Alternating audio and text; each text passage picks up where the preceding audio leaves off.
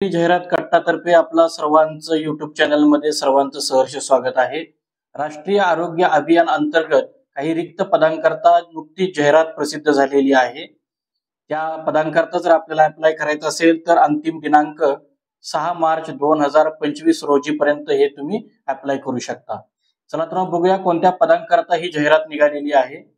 तर आपल्याला स्क्रीनवरती दिसत आहे प्रोजेक्ट कोऑर्डिनेटर, वरिष्ठ प्रयोगशाळा तंत्रज्ञ व वैद्यकीय अधिकारी या 3 पदांकरता ही जाहिरात प्रसिद्ध केलेली आहे।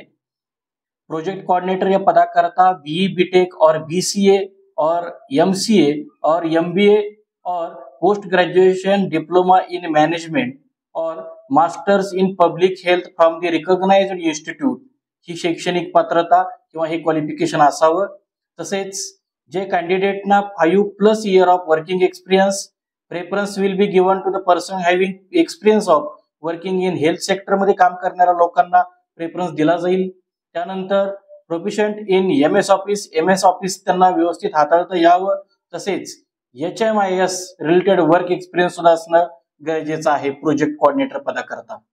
दुसरे जे पद आहे ते आहे वरिष्ठ प्रयोगशाळा तंत्रज्ञ, MSc medical microbiology oblique applied microbiology, chemistry, general microbiology, clinical microbiology, biotechnology oblique medical biotechnology याच्यामध्ये 3 वर्षाचा एक्सपिरियन्स पाहिजे इन बॅक्टेरियोलॉजी। तिसरे जे पद आहे ते आहे वैद्यकीय अधिकारी, याच्याकरता जी शैक्षणिक पात्रता हवी आहे ती आहे MBBS और MMC रजिस्ट्रेशन कंपल्सरी आणि हे जे पद आहे ते वॉक इन द्वारे भरलं जाईल। या पदाकरता जे वेतन आहे ते प्रोजेक्ट कोऑर्डिनेटर पदाकरता 50,000 रुपये मासिक वेतन असेल।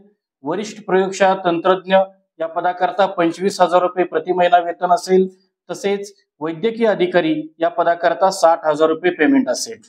आणि ही जी पद आहेत ही पद पूर्णतः कॉन्ट्रॅक्ट बेसवरती निवडली जातील।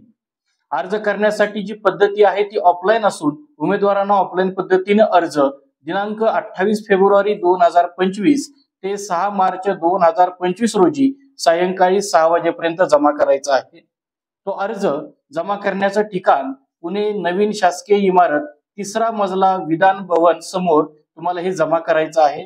उमेदवारांनी अर्ज जमा करताना 300 रुपयांचा डीडी सुद्धा त्यासोबत तुम्हाला जमा करायचा आहे। तसेच या 3 पदांकरता जी जाहिरात प्रसिद्ध झालेली आहे त्यासाठी पद क्रमांक 1 व 2 प्रोजेक्ट कोऑर्डिनेटर आणि वरिष्ठ प्रयोगशाळा तंत्रज्ञ या उमेदवारांच्या निवडीकरता अंतिम वर्षाचे गुण, आवश्यक शैक्षणिक अर्हतेपेक्षा अधिकची शैक्षणिक अर्हता तसेच संबंधित पदाचा अनुभव हे निकष असतील। तर पद क्रमांक 3 वैद्यकीय अधिकारी या पदाकरता दिनांक 7 मार्च रोजी थेट मुलाखतीद्वारे निवड होईल।